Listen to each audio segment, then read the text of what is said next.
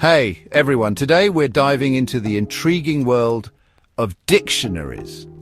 We use them all the time, whether we're checking spellings, looking up definitions, or settling arguments about Scrabble words.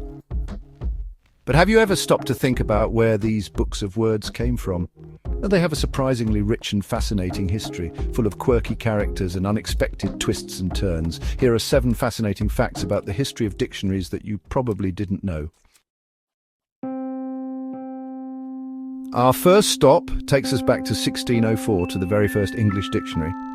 You might expect it to be a massive tome, right? Well, it was called a table alphabetical, and it was created by a guy named Robert Corddry. And get this, it only included about 3,000 words. Why so few? Because Corddry figured, why waste time with simple words everyone already knows? His dictionary was intended to help people understand difficult words. So if you were struggling with cat or dog, this wasn't the dictionary for you. Now fast forward to 1755, when Samuel Johnson, a writer and lexicographer, that's a fancy word for dictionary maker, published his magnum opus, a dictionary of the English language. This wasn't just any dictionary, it was a groundbreaking achievement. Johnson basically single-handedly wrote the entire thing, and it took him 9 years. Can you imagine spending 9 years of your life on one book? He originally thought it would only take 3, but you know how these projects go. Next up, we cross the Atlantic to America, where Noah Webster was busy putting his own spin on the English language. You know the whole color instead of color thing? That was Webster's doing. In 1828, he published an American dictionary of the English language, which standardized American spellings and introduced new words reflecting American culture.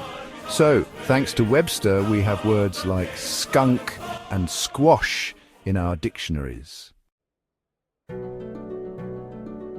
Now, this next story is straight out of a movie. The Oxford English Dictionary, or OED, is kind of a big deal in the dictionary world. It's known for its comprehensive entries and historical perspective on words. But here's the twist. One of its most dedicated contributors was a convicted murderer named Dr. William Chester Minor. Minor, while imprisoned in an asylum for the criminally insane, became obsessed with words. He submitted thousands of meticulously researched word definitions to the OED, all from his cell, from his... Chapter 5. Ever heard of the word dord? It's a noun meaning density, or at least it was supposed to be.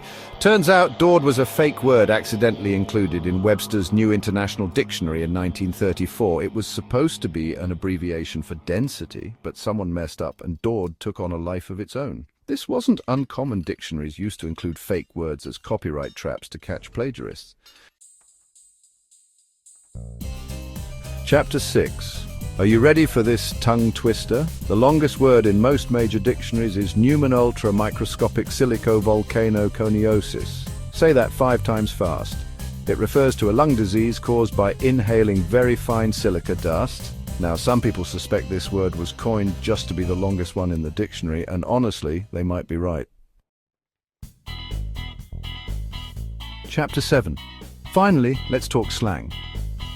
In 1699, a dictionary with a rather intriguing title was published. A new dictionary of the terms ancient and modern of the canting crew.